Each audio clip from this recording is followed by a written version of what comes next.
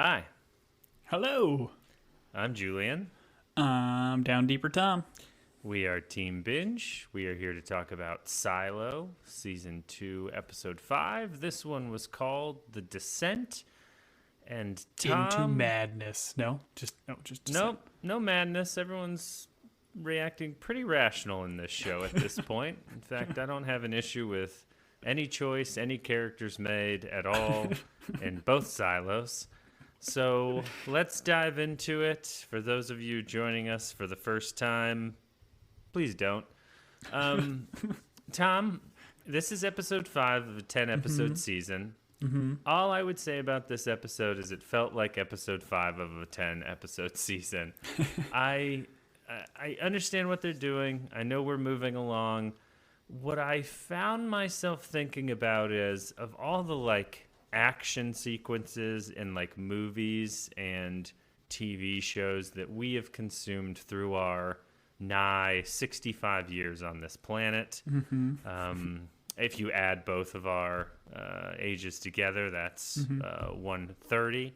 Running upstairs or downstairs is not like Tom Cruise level, I'm like, oh, this is awesome. These guys can't even parkour anywhere. It's just like, yeah, someone's going to blow out a knee. Someone's going to twist an ankle. Oh, by the way, there's, I don't know, 130 levels of this silo they've got to run up and down. When we read the title, The Descent, I think we kind of predicted that it would be more spelunking or poor scuba diving from Juliet.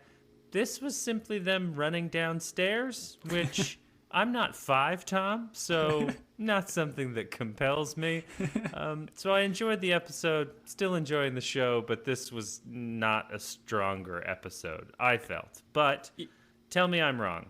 No, I think you're right. I want to know more about, what's going on with our main character and Juliet and Solo, because I feel their stuff is more compelling to me. There's obviously a lot going on in Silo 18, but we kind of got introduced to some more ancillary characters, and we're bringing on more people at this point, and it's kind of just putting the puzzle pieces in play. But I'm with you. This definitely felt like a mid-season, a bit of a slog to kind of get us to where we're going. But I was surprised at how much scheming and stuff is still actively going on, and how poor communication is still leading to so much strife. Tim Robbins is doing so much scheming, and there's a descent into true bad guy that's happening that Yeah. I'm all on board for.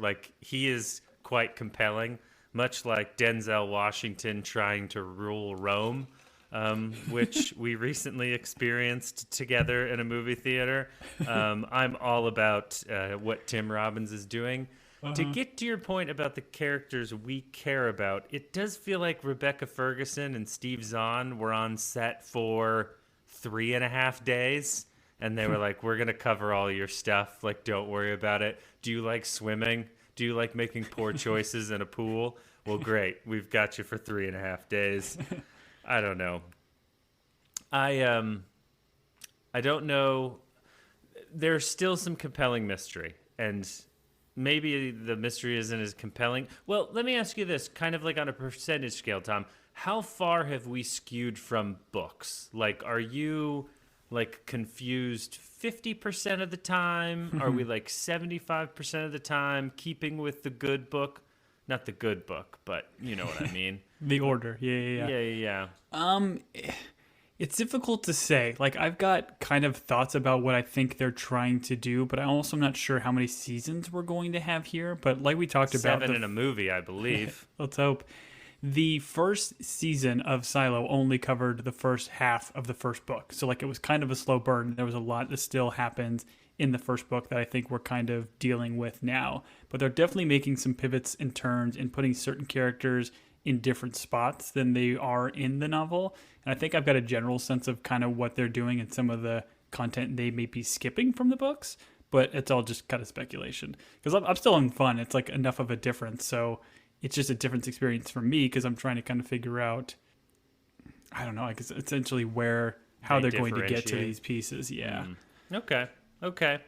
My final question to you is, should the calves and gluteuses of all the people in the silo be bigger based on the amount of stair running they have to do? Tom, This is your gluteus maximus corner. Go ahead. Yeah. I mean, they probably should be. I think, what was it, Carla? She seemed to be struggling. Did she have drinker's knees? Is that why she couldn't keep up with the group? I don't know what that injury was. It kind of felt like when a lineman needs to get a breather in a football game and they just like take the knee and everyone's like, bro, you're fine. But they're like, really, I just want to breathe oxygen for a little while. So that's kind of, was she faking it? Did she go into the blue tent? Was she evaluated for a concussion? We'll never know, Yeah. All right, well, let's dive into it, and we'll stick with Silo 18 to begin, Tom, and then we'll transition over to Silo 17, then 16, and then all the way down to 1. And so we begin with all I can think about when these crowd of people are running downstairs or upstairs is rabble, rabble, Tom. Rabble. Rabble. They had to remind us. Part of me, I skipped the recap, Tom, and I was like, oh, how did and immediately someone in the crowd goes, they killed the judge. And I was like, oh, yeah, I know what's happening. Like, thank you, show. That was a very good job for those of us that skipped the recap. So have you learned nothing, by the way? I tell you to watch the recaps, and these recaps were aggressive. It was like 2 minutes maybe worth of recap. Tom, we are recording at night after we watch the show when it drops. I don't have time for recaps, okay? Fair. I've got recap knees. I don't have time for this, all right? The 4 mechanical people that are going up and down the stairs, I was like, there's got to be a good way to refer to them. And I was like, all right, they're on a journey. There's 4 of them. They're doing a lot of walking. So this group is going to be the hobbits for this episode, all right? We lose Samwise Gamgee. He gives up because of a knee problem. But we're just going to refer to this group of 4 as the mechanical hobbits, we'll call them. Who has the ring? Well, obviously, Shirley has the ring. Although I think Walker secretly has the ring. I think Walker is a bigger character than, I think Walker has the ring and could, at least make the ring. And all others will be conceived, or not conceived, deceived. Conceived would be a different show. I've seen that version of The Hobbit, actually. One thing to point out real quick, before we're talking about Walker, this is something I forgot. But in the novels, she's not a she. She's a boy. She's a man. So Walker is played by like a dude. She's a boy? It's like a 7-year-old boy. There's a 7-year-old boy. No, but like the character's a man, and I think what they kind of did here in the show, because of like the loss of her mother, they kind of wanted to have Walker be more of a mother figure for Juliet, because obviously her father's still alive and in her life as Doc Daddy. So I thought it's kind of a unique change that I liked. Oh, I didn't know that. And in the book, I'm assuming his name is Runner. They call him Runner. Still Walker. I can't remember what his first name was. Interesting. Skipper. They call him Skipper. He loves to take it 2 steps at a time, Tom. All right. We visit Sims, who very ominously is visited by Bernard, and no one has more, how would I say it, evilly tried to get coffee to work than Tim Robbins does in this moment. I like that the kid comes in and is like, Daddy, there is a man here. And I mean, I feel like a kid would know that guy, right? He's a pretty prominent figure. I don't think so. I mean, when we start this show, everyone in those like high level offices is kind of mysterious. It's like Bernard in IT, the mayor. I guess the mayor was a figurehead, so we saw her, but the judge was a recluse. So I don't know. He's also 6. I don't know. When you were 6, could you have pointed out who the president was, Tom? I couldn't. Yeah, for sure. Listen, I didn't live in a silo. This guy's giving speeches. He's wearing necklaces. They don't have TVs, though. So, I mean, he'd have to see it in person. I don't know. I thought this kid did a great job saying, hey, there's a man in a red suit coming down the chimney, and he's in our living room. And his name is Bernard.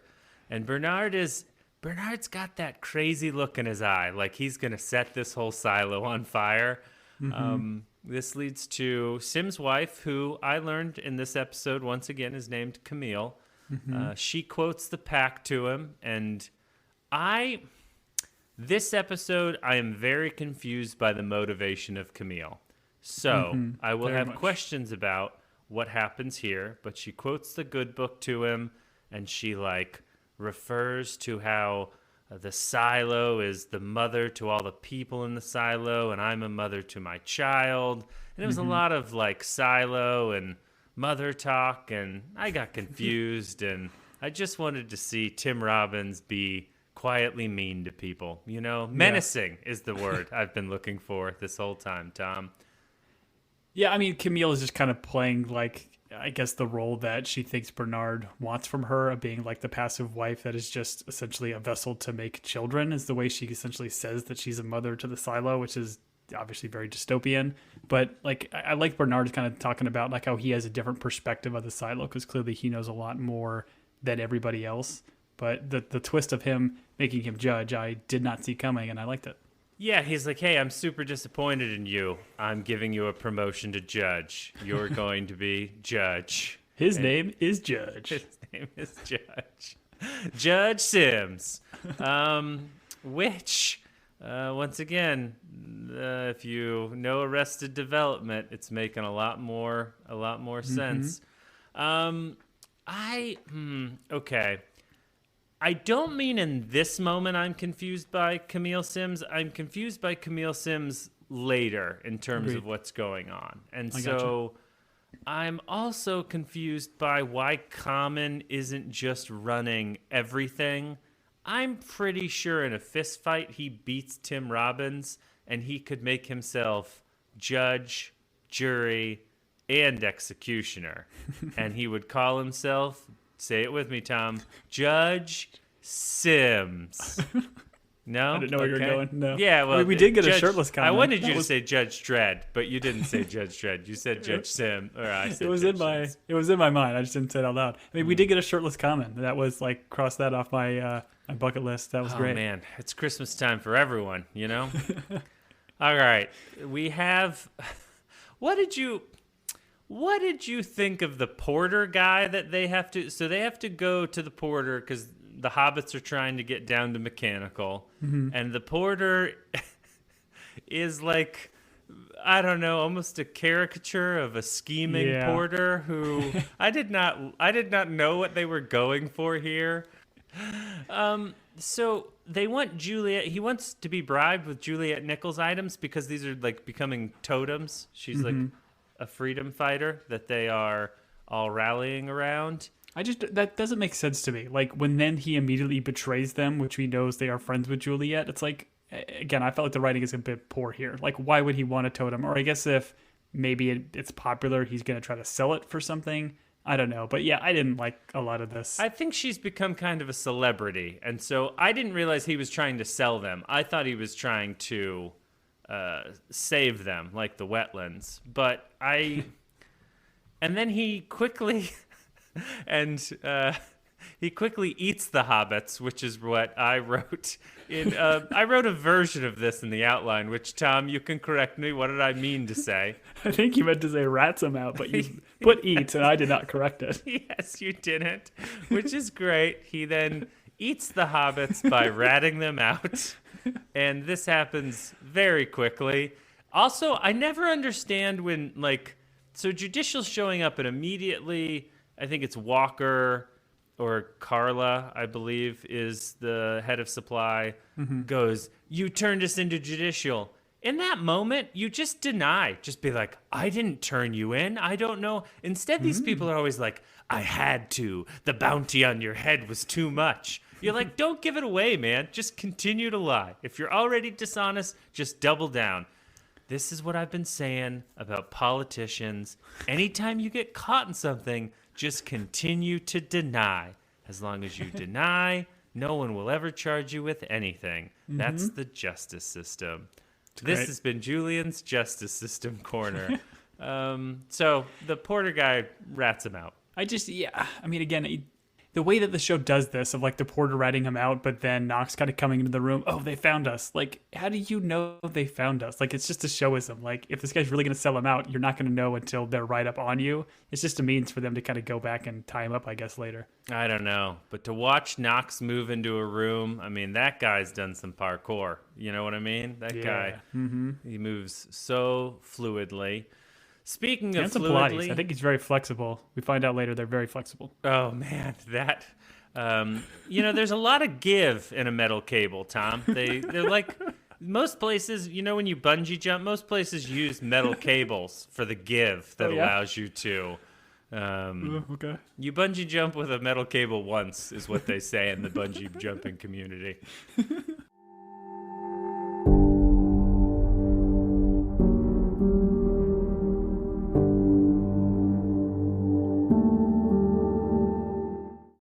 Hey, I'm Ryan Reynolds. Recently, I asked Mint Mobile's legal team if big wireless companies are allowed to raise prices due to inflation. They said yes. And then when I asked if raising prices technically violates those onerous two-year contracts, they said, "What the f*** are you talking about, you insane Hollywood ass?" So to recap, we're cutting the price of Mint Unlimited from $30 a month to just $15 a month. Give it a try at mintmobile.com/switch. $45 upfront payment equivalent to $15 per month. New customers on first 3-month plan only. Taxes and fees extra. Speed slower above 40 gigabytes. See details. Sergeant and Mr. Smith, you're gonna love this house.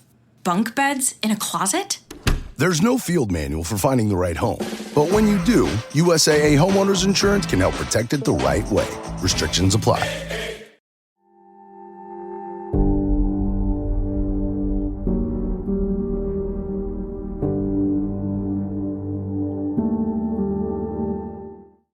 Let's join Billings. Billings, I love Billings. I feel like we're not giving Billings enough to do. Like we get him a bit at the end, but like this is a lot of him sitting in a chair talking to Hank. I also like the actor that plays Hank, and I love Hosier.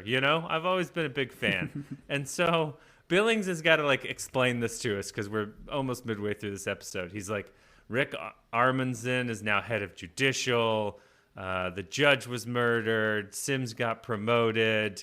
He's like, he's obviously like, he thinks there's a conspiracy happening, which obviously there is, and there's some stuff happening in the tippy tip top. But I don't need Billings to give me what's going on in the silo. Have Billings do Billings stuff. I don't know. I feel like between him and us not getting enough Rebecca Ferguson, that's what I feel like the show is lacking mid-season. Yeah, we didn't need this whole bit of them going back and forth and then finding everything out. Like, it was kind of an unnecessary recap. You could have just let us know later in the scene that while they're kind of chasing Kennedy or something else. Right. We have the hobbits splitting up because, as you pointed out, one of them has a knee condition. Mm-hmm. And then we're back with Dr. Pete Nichols. I didn't know his first name was Pete. I would just call him Dr. Pete. Dr. Nichols is too formal. Doc Daddy. Or Doc Daddy. Doc Daddy Pete. I mean, that's clearly a DJ name, right? Mm-hmm. Mm-hmm. He runs into Billings' wife, who gets more screen time than Billings, which is perfectly fine. That baby gets more screen time than Billings in this episode. And we've been introduced before, right? Kathleen, and I like how she was essentially like another helpful healer, kind of on site, popping dude's shoulders out. It was great. Oh, you found that helpful? How she tricked her patient and then crushed his shoulder back into socket? Sure, Tom. Sure. I like modern medicine where they pump you full of opioids first and then they put your shoulder into socket. Come on. I shouldn't have taken a nap before this, Tom. All right. So I guess, are we going to see more of these two, like, working together? It felt like Dr. Pete, he needs a shadow, and is Billings' wife is Kathleen Billings going to be his shadow? Is that what or is the baby going to become the next doctor? At a very Doogie Howser, for those of you that get the reference. Dr. Daddy Doogie Howser, they'll call him. Although I guess he'd have to have a kid then, and he's pretty young. I don't know. This is workshop time, Tom. So I don't know what's going to happen. But like I kind of said at the beginning, like I feel like we've been introduced to these characters. I like Kathleen. Like bringing her back in right now is like, okay, well, we're going to get more of her later. But I feel like this episode was just a little bit too riddled with quick little shots of characters as opposed to letting some of them breathe a little bit. Sure. Maybe it's, hey, here's a reintroduction so that we can bring them back to do bigger and better things in the next couple episodes. I appreciate that. I can understand it. All right. Judicial shows up. and they're like, "Are you Doc Daddy?" And he's like, "I prefer Dr. Pete." And they're like, "Dr. Pete, Doc Daddy?" And he's like, "Oh, yeah, that's much better. Do you need a DJ for a bar mitzvah or birthday party?" And they're like, "Come with us." And he's like, "Sounds like a birthday party. Here we go." And then the beat drops out. You know what I'm talking about, Tom. Yeah, best part of the song.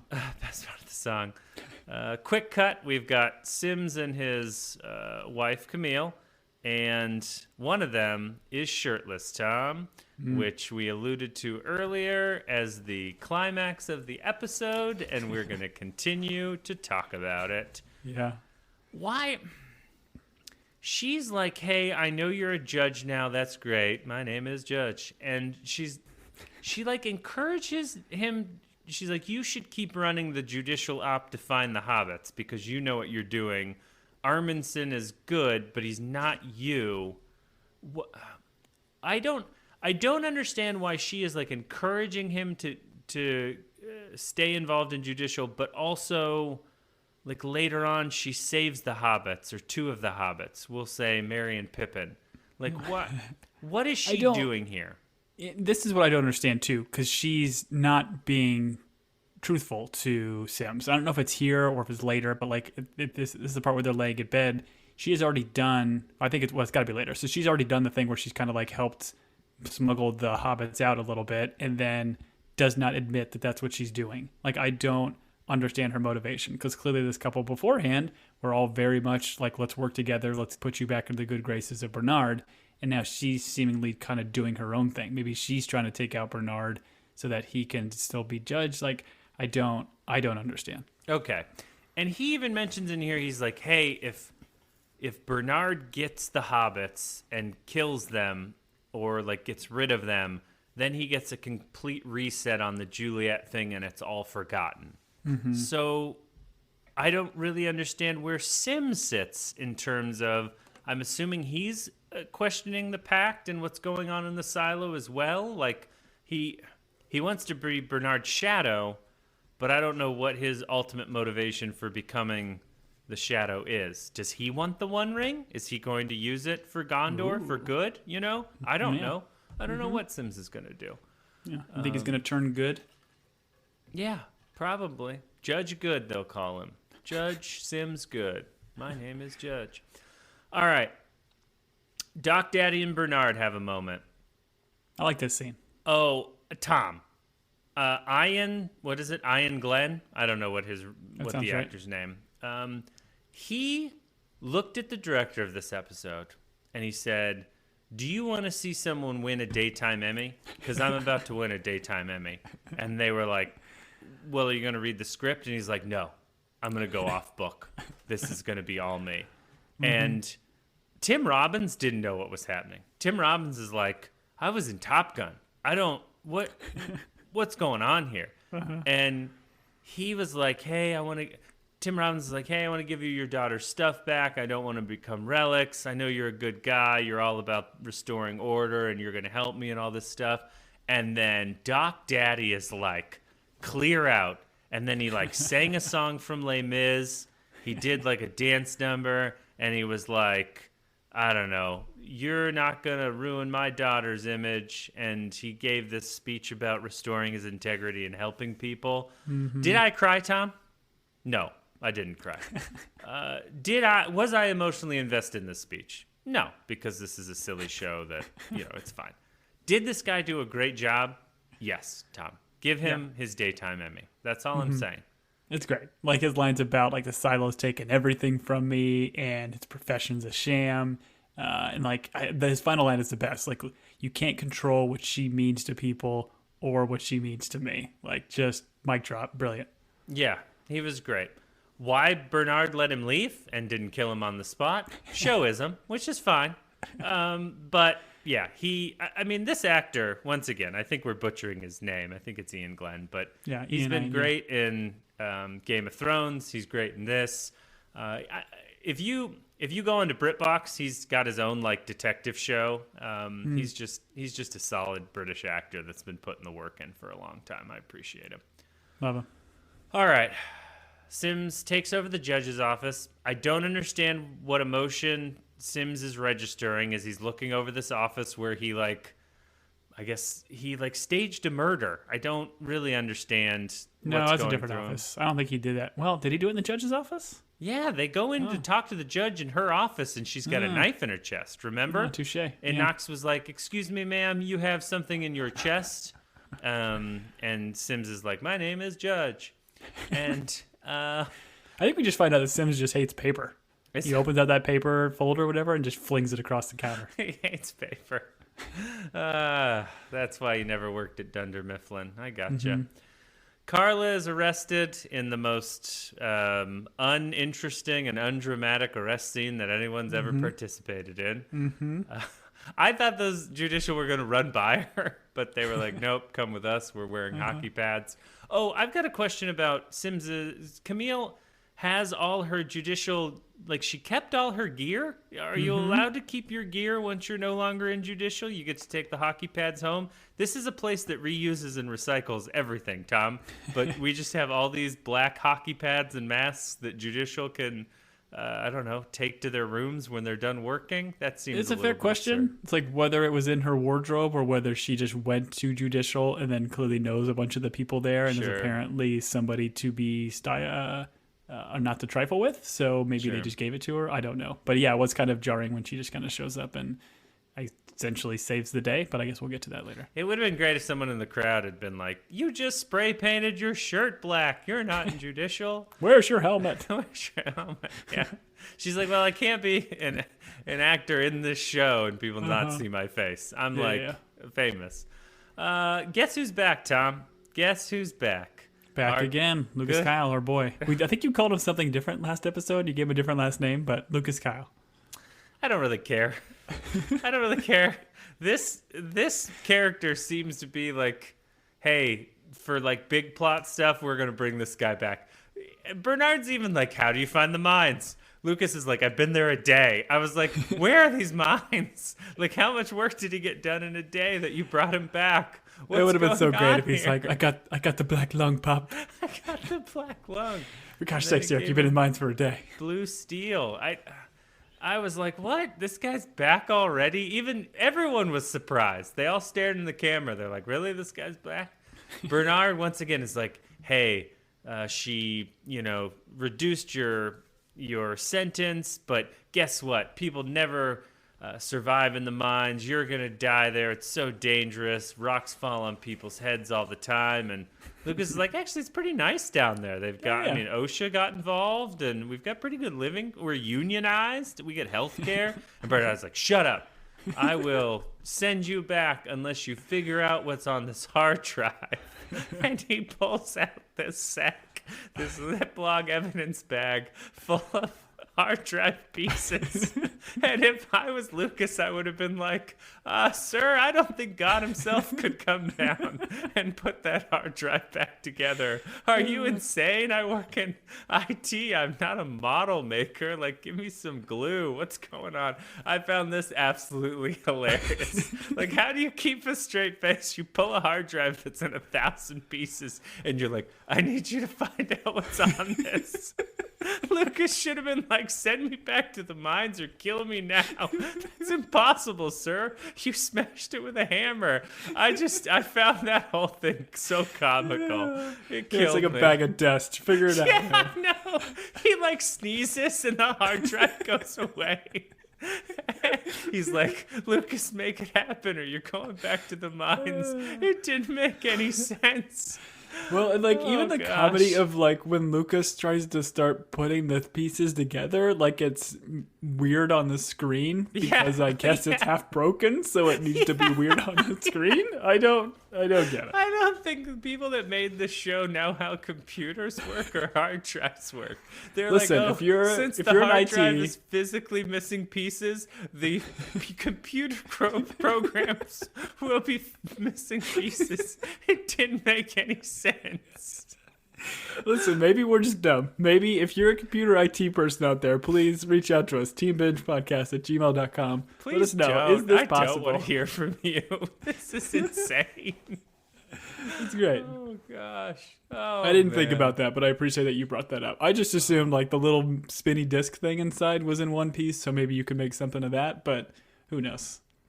I mean, if he would have dumped that bag out and it would have just been a pile of dust. I don't know what he wanted. But sure enough, Lucas makes it happen in less than a day. Lucas is like, oh, I can put this together. Oh, So he's got a lot of motivation. I do appreciate like Bernard kind of going to him, I guess, knowing that he's smart enough guy to kind of discern essentially how the earth works and realizes he's vulnerable and he's kind of giving him a lifeline.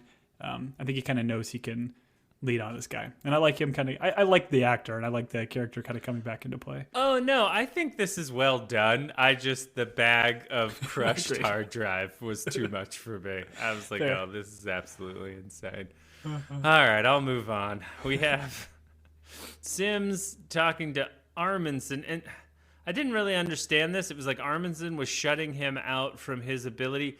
The judge is in charge of judicial. It's in the name. Why? Like, It's a figurehead. To the rest of the silo, yes, they believe the judge is the lead of judicial, but obviously we know enough to know Armisen is more in charge than Sims. okay, so you think this promotion to judge is like it's a demotion. It's a demotion in terms of how active Sims will be in the silo. It's Correct. a promotion in terms of name. I get what you're getting at. There's a term for it, but I'm not. It's like a dead fish president or something like that. I can't remember. Sounds good. Right. Lame duck, maybe, is the There you go. term that I'm. Is it lame duck president? I think it's a- when you're a no quack, longer quack president. fish, I think. A dead quack fish, I believe, is the historical term. Let's go with that one. Yeah. Yeah. We'll remember that. All right. Shirley and Knox get mobbed on a landing. They're saved by Camille. She shows up in her, as we've talked about, judicial attire. She punches 4 people in the face. She karate kicks 7 of them, throws one over the balcony, screams karate, and whispers in Knox's ear. She's like, save the cheerleader, save the world. And Wow, what a bull. Knox is like, all right, sounds good to me. And then she hides them. And Knox is like, why are you helping us? And she conveniently doesn't answer. And I paused the show and I said to the show, show, answer the question. Knox asked it. I think this is terrible of you to just be like, hey, we got to save them somehow. Or like, give them some respite before they have to run or winch themselves down. The plumber is like, I'm scared of Camille, which when she was in judicial, I got it. But is she like shadow judicial at this point? I didn't understand this. Yeah, I don't get. And you saw his little coveralls, right? His name was Mario. No, That's not true. That'd have been kind of funny if it was. no. It would be great if you're like, nah, I was Luigi. That would be great. Anyways. But yeah, I don't understand why she would have an in with this plumber guy that can, I guess, just conveniently hide them for plot devices. I'm with you though. I don't understand what she's up to, and obviously, I'm sure we'll soon figure it out. And maybe it'll help Sims, maybe it'll hurt, but I'm sure it will be a well thought out and well reasoned point. Here, let me ask you this: is Camille working with Sims in a way that is going to be productive for both of them? Do you get the sense that she is like doing something that Sims wouldn't approve? I think that's what it is. She's Okay. kind of going rogue here because I think they're still in like with each other. They've got a kid. I think she wants to do what's best for their family, and she probably, whatever she's scheming, doesn't think that he would go along with it. That's my guess. Oh, you don't think there's a spark between them? Oh, there is. Yeah, I think there is. Tom, they definitely had a closed mouth-to-mouth kiss in this episode, which was, dare I say, pretty erotic. The shirt was off. No, they were fully clothed during the closed mouth kiss. Oh, But, okay, we'll figure out what's going on. There's 5 episodes left, and I'm anxious to get to each and every one of them, and then be up very, very late soberly talking about them. All right. Billings and Hank. Would spend more time with these two. I wish they did like a musical number every once in a while. Hank seems like a banjo guy. Billings is definitely like a slide guitar guy, and they would make music. I appreciate the show being like, hey, audience, in case you're wondering if these characters are conflicted, we're just going to have them come out and say it. And Hank's like, man, I'm pretty conflicted. They're out there trying to get my friends, and I'm a sheriff of the silo. And Billings is like, man, it's kind of like being conflicted when you have a disease that the pact is against, but you're the sheriff. You just tell everybody about it. And we get it, man. You've got a disease. Yeah, Billings, we got it. Like, we feel bad for you. We really do. And there's a throwaway line where Hank's like, oh, by the way, I think I know where Patrick Kennedy is. And then we go and threaten his niece in the cafeteria, which seemed mean and unnecessary, but it is what it is. It's police work, I guess. Yeah, I could have just followed her. Yeah, good point. Did they have to steal her lunch? Or did they have to steal her midnight snack? Yeah. Man, all I know is that soup at midnight sounds wonderful.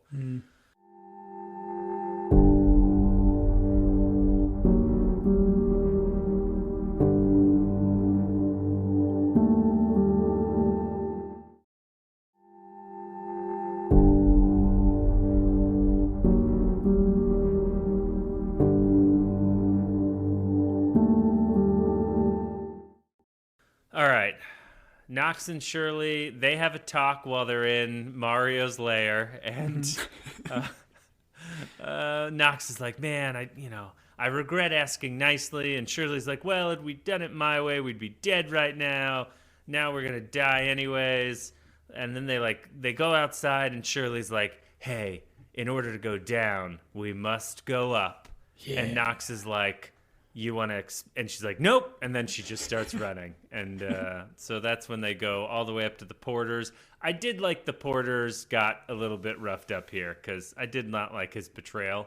So I'm glad that Knox got in the little dig about, hey, this multi-tool wasn't even Juliet's. And I'm not going to let you sell it. That was fun. They remind us there's a barricade at one. I was going to say before you jump into barricade, because I feel like the bit with Knox and Shirley is essentially just putting them on the same page now. Like, they both are realizing, hey, I probably didn't go about this the best way, but now they're all together and gung-ho with their objective, I guess, right? And I do like that Knox at one point, I think it was Mario, the plumber guy, that says, like, oh, I've got the most important job in the silo. So I did like that they took a beat to kind of talk about the idea of everybody thinking they have the most important job. Because I think that was a callback to season 1 when some of the characters kind of said the same sentiment. Yeah. And what's funny is Knox is like, I've used that exact same line to rally people. And Shirley's like, well, it's true, we are. And it's like, Knox is like, is it? I mean, really? There's a guy up there that's putting together a pile of dust and making it into a hard drive. His job seems pretty important. Yeah, impressive. And she's like, what about the mines? And he's like, what mines? And of Moria? Yeah, oh, that's good. That's good. I like it. I like it. There's a quick cut here where I'm going to call him Arminson, I don't remember what his actual name is, informs Bernard that the two hobbits, Merry and Pippin, who are Knox and Shirley, were hidden by Camille Sims. And Bernard's furious about this. I feel like this is like Bernard is going to then have to go punish Camille, which is going to lead Sims to be upset. I don't know what wheels or what we are weaving here in terms of the Camille, the Sims, the Bernard of it all. I'm just I feel like the frustrating part is like, okay, cool, we finally have another character like in Camille that's going to do something unique and try to go rogue or do her own thing, and not 10 minutes into her scheming does Bernard immediately find out. Like, I don't love that idea. He's going to be like, Camille, you're going to the mines unless you can put this 10,000 piece puzzle together in a day. And oh, by the way, I smashed it with a hammer, so good luck. All right. Speaking of people that put hard drives together. Lucas has put it together magically with super glue, with model glue. I don't know. I mean, I'm assuming Gorilla Glue. And he's like, these are all maps of the silos, and they're looking at the tunnels. And this is all to remind us from season 1 what Juliet found on the hard drive, right? Right, yeah, because and even kind of what we get at the end of season 1 with, he sees like 3 different hallways, I guess, or like extensions of the silo. So we know 2 of them. He's like, there's one in judicial, which is like the watch room where they're looking at all the TV screens. There's one in IT, which we assume is the vault, and then the other one in the bottom, which we got in the first season, but we don't know. Like, now that we know there are multiple silos, is that a means to connect the silos? I mean, that's, I guess, the assumption. Well, I'm assuming that bottom tunnel leads to the mine, Tom, because where else is the mine? I don't understand the mine. I do want to find that out. This is also the moment where, out of nowhere, Lucas is like, I found something else. Amongst all the files, they were just dumb memos. I found a letter, a love letter. By who? Salvador Quinn. I was like, what is going? I wonder if they had not made this name Salvador Quinn, this would be so forgettable. Every time, like, because Meadows mentioned Salvador Quinn as she's being poisoned and dying. If this name is, I don't know, Julian Hug and Kiss. I don't know. Good fake name. Actually, that's a name you probably remember. If this name is John Smith, you're just like, I don't care. But it's like Salvador Quinn. And he's like, it was a love letter. And Bernard's like, was there code? And Lucas is like, yeah, there's code. Why are you getting all weird about this? I don't know. It's just of a mountain of a dusty hard drive that he's putting back together. The idea that he stumbles across this exact thing that we just got from the previous episode, I thought it was comical. And like, I just don't love it shoehorning in. Like, if they would have mentioned Salvador Quinn in some form or fashion the first season, gave us some like a little bit of teaser for it, maybe it'd be more impactful. But this feels just so thrown in and so haphazard. It would have been great if he had been, I found a love letter from Salvador Quinn. And Bernard was like, Salvador Quinn with 2 N's?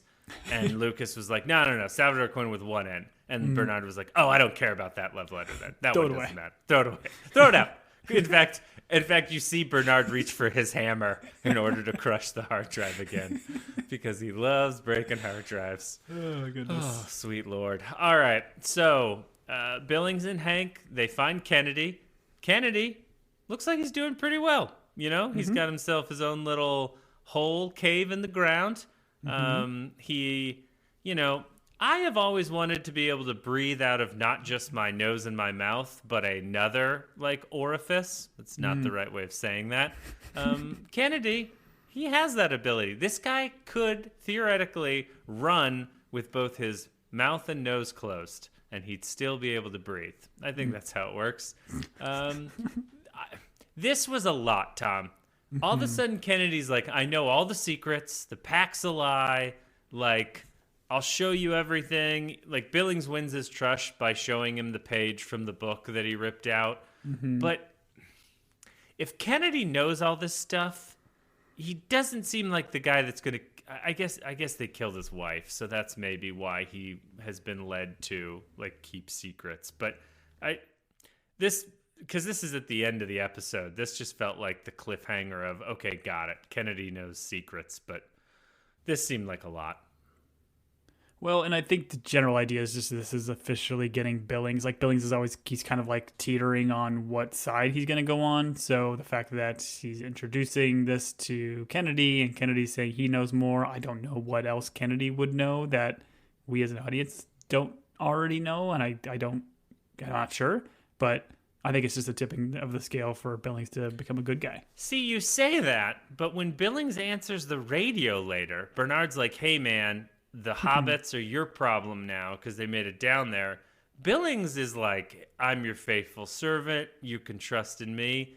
Tom, are you implying that Billings was lying when he sent that transmission on the radio? I think he might have been fibbing a little bit, my man. The guy that we all know wouldn't tell a lie. The guy that told everyone that he chopped down that cherry tree. George Washington Billings. You think that he's lying on that radio. I know the FCC is going to have some issues because you are not allowed to lie on the radio. All right, I've skipped the most crucial scene of this whole episode, Tom, and I would like to take a moment to talk about this in all seriousness. Our two hobbits, Merry and Pippin, Knox and Shirley, they go up to the porter, and we have found out that the porter secretly has a cable winch, an electric winch, which you're not supposed to have per the pact. But these porters are like, listen, sometimes our legs get tired, so we have an electrical winch system. It all makes sense. These guys strap themselves to a cable, which is a metal cable, which, despite my joke earlier, Tom, has no flexibility. It's metal. It's strands of metal. These guys let all of the slack out and then jump. Rather than turning it on, hopping over, and slowly unraveling, which I know that is not nearly as dramatic for a TV show. I wrote in the outline, once they jumped, I wrote, they would die. And then I wrote, they don't die, because this is a show and they have to survive. Yeah, this was a lot. And even the wide shot they do, you can forgive it if they're going down a handful of stairs, but they make it seem like they're jumping down 30, 40 floors and then just come to this abrupt stop. If nothing else, your backs are broken, you're toast. Yet they just brush it off. They gently climb over the thing, I guess get help from their fellow down deepers. And I do like that he gets a little bit of a scrape from the cable as it cuts. And I do appreciate the dude cutting the cable with his gun. It's a pretty dope way to cut a cable. Yeah. Wait, Tom, how do you cut cables? I'm confused. When you need to cut cable, you don't pull out a 45 1911 and shoot the cable? That doesn't make any sense. Karate chops. Oh, that's right. Yeah, I'm like Juliet in that way. Right. But then he takes the winch off instead of keeping it. He just then throws it overboard to try to get him, and then Knox gets out of the way at the last second. I kind of giggled at that part too. But honestly, I thought they might kill Shirley because Knox went over the wall, and I don't think they showed us Shirley, or maybe I just missed it. But when he threw the motor, I was like, oh, are they going to kill Shirley? They did not kill Shirley. Shirley should have died from the fall, so should have Knox. They should have pulled their lifeless bodies over that wall, but they did not. What? I've seen Spider-Man, The Amazing Spider-Man. That didn't go well for that Gwen Stacy. No, it does not. I don't understand that reference, but sounds like a great movie. All right. That's Silo 18. We're done with it. Let's move on. The only thing to mention is that they do get Kennedy to a doctor. So it sounds like I just love that actor. Once again, he's from Band of Brothers. He was good. So I'm glad. He was good in that tunnel scene or whatever, when he was delivering the idea of everything being a lie. He's going for it, and I love it. Oh yeah. Give that guy. No, he's no Ian Glenn. Don't give him. He could be nominated, but Ian Glenn gets the daytime Emmy. He gets a daytime Emmy. Kennedy can get the morning Emmy. Yeah. And the midnight Emmy goes to Rebecca Ferguson. All right. Speaking of Rebecca Ferguson, let's go to Silo 17, Tom. Transition master. Solo and Juliet are having a conversation. And I don't know that I realized that the water level was rising, which is good because the show in this episode tells us the water level is rising. The generator's flooding. He mentions that IT has its own power. I like his explanation. It's just up there, which was great. Once again, give Steve Zahn the afternoon Emmy. Okay? Mid-afternoon Emmy goes to Steve Zahn. And he has calculated that he has 10 months until it makes it all the way, I'm assuming, to his vault, right? His vault is then underwater because that's IT? Yes. And then he says, 14 months thereafter, so I don't know if he's going to run out of space to live and he gets too close to the top. I don't know what, but I appreciate that he's done the math and he knows how quickly this water's rising. I don't think he understands the blessing of water coming out of the ground like that. As someone who lives somewhere where there is no water, I would love if water would rise up and fill my home. Be lovely. She needs a helmet, and this episode is all about her finding said helmet. Did I miss this, or do we find it? Is his name really coal miners? Is that what he says? But like Solo's a nickname? Did I conjure this up? I mean, Solo is a nickname, and it is in the books, but like the way they're kind of going about this, I thought was kind of wonky and goofy, because like Juliet essentially spending the whole time trying to find a helmet. I didn't even realize what she was doing half the time when she like pulls out these pieces of paper and they've got like cryptic things about it, like a missing helmet. Maybe she's going to find it, but then comes across the paper that has Solo's name on it. Like I didn't love the way this played out, because I thought it was very difficult to follow until they eventually had their confrontation. I definitely paused it a couple of times to try and figure out, like, because she looks like she's discovered something, and it was like when she's looking at the employee roster. Yeah. Like I paused it and I read those names and I was like, those names don't mean anything to me. Same. At all.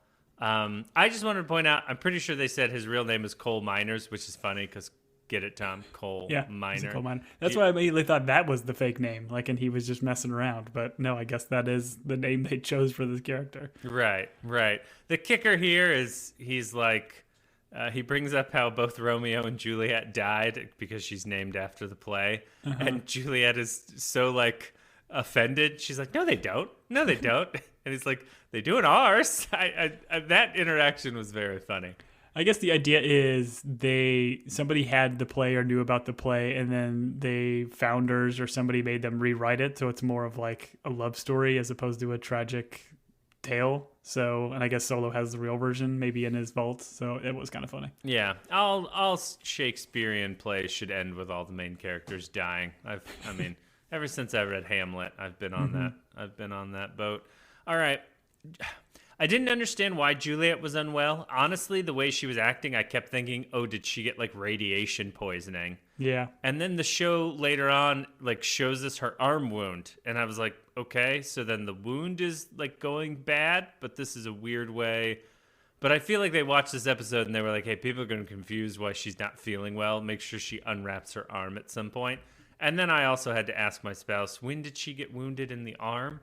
Which I believe is when she broke into this silo. I mean, yeah, I couldn't remember that either. I remember we talked about that. It's like she definitely either re-injured it or injured it coming into the silo, but I thought she like already had it wrapped up while she was entering the silo. I can't remember, but I was kind of with you. I didn't really understand why she was feeling so crummy the whole time. And then the other thing I thought, it would have been funny if Solo was like, oh, you know how you went scuba diving? You have the bends. Do you know what the bends are? And then he had to explain like oxygen and like going too deep into water and coming up too quickly. That would have been great, but that's not what they did. To your point, so she finds this paperwork and it's got a diagram of the suit, and then there's like this note about a missing helmet. The diagram, by the way, of the suit, I was like, oh, is she back in the classroom where these children were just drawing spacesuits? She finds the employee directory and like, okay, so there's a missing helmet. She's got to go there. She pulls up this picture and the picture says like Trina and Solo. And this day and age, when she showed that, like looked at that picture, and it's kind of a painting. It's not like a photograph. Because they don't have cameras. I thought to myself, oh, they did a really bad job of drawing Solo. Like my first reaction was not like, oh, that's not Solo in the picture. My first reaction was like, oh, the artist just did a poor job. Or like sometimes kids, like their hair lightens up or darkens as they get older. I did not think, oh, he's not Solo from that picture. I just thought, oh, that's a bad painting. So this whole reveal, like later when she accosts him and she's like upset and she tells him he's not Solo, and then he goes into like kid denial mode of I am Solo. I don't know what terrible thing he did to gain the nickname Solo and be the IT Shadow. I don't really want to know. But I found this all, to your point, a little bit confusing, but I'm interested. I want to know where it goes. I mean, I think you might be right. I mean, he was very adamant that he is Solo from IT. He said it a couple times. So, I mean, I believe him. Right. He was convincing in his argument. No, that's a good point, Tom. I should have accepted him when he screamed in her face desperately that he was Solo. Also, I liked his story where he's like, hey, I arrived here. I was like they're like, "Oh, who you're with?" And he's like, "I'm Solo," and that name stuck. I thought that was a pretty good like way to get a nickname, as opposed to it being like a Star Wars reference. What's Han? Maybe Han's his first name. What's your take on Solo? Like with this outburst and everything we've kind of know of him so far, potentially being in the silo since he was a kid by himself. Like, what's your like take? everything that is made these days, Tom. There is a terrible trauma in his past that has caused him to take on a new identity. There's some guilt there that is like. He's got to claim that he's Solo, even though he's not, based on the hard evidence of a poor artist's rendition of him as a child. So, yeah, I think he had to make some terrible choices in his past, and he's done his best to forget them. And he's been alone for a very, very long time. That's my clinical diagnosis. Got it. Am I touching something? I don't know. We'll find out. All right, you're the worst. Okay, speaking of the worst, these helmets that she finally finds randomly under the bed look like what we dressed our kids up when they wanted to be astronauts for Halloween. Like, yes. This is what you get at the Spirit store when it's not a like clearance shoe store for that couple months of the year. I was like, oh, that helmet's not protecting you from anything. Other than maybe getting a Snickers bar at a door when you trick or treat. Was she doing like investigative work to like find the right room or house? I don't know why she walked into this room. She got sick. He tried to give her food. She ran away from him. When she ran away from him, I was like, oh, she's faking sick and she's going to the vault. Yes. Because she kind of rallied. But then all of a sudden we're in some bedroom and she's looking underneath the bed. You always have to check between the mattresses. That's where all the good stuff is. And then she passes out. And it's like produced by Dick Wolf. Like, that's what happened here. I don't know. This was confusing. But listen, I'm glad she found a helmet. I'm with you. I felt like it was kind of comically easy that she just happened to stumble on it after spending the entire episode to kind of get it. But with her passing out and her wound seemingly in a bad spot, it'll be interesting to see where we go from here. Like, and I think this is essentially where Solo will show his true colors. Like, what is he going to do with if and when he finds Juliet next? He's going to take the helmet, and she's going to die. So that's my prediction, Tom. All right, that's episode 5. I'm anxious for episode 6. I just want answers. Just give me answers, Graham Yost. Yeah. That's all I want, you know? If you have theories or things that we missed, we got a nice email from a gentleman by the name of Andy who explained to us the shooting of Cooper and Kennedy and how it was a shot that hit Kennedy and went through and killed Cooper. Thank you, Andy. Your help with gunshot wounds is always a wonderful thing to receive. The rest of you can reach us at teambingepodcast@gmail.com. Big shout out to our friend Nicolette. And if you would like to reach out, you can also comment on Spotify. You can follow us on Spotify. I think we still have a Pure Volume and MySpace. Tom, what did I miss? Yeah, the other socials, Instagram, Twitter, Blue Sky, Threads, whichever you're on, we're on them. Team Binge or Team Binge Podcast.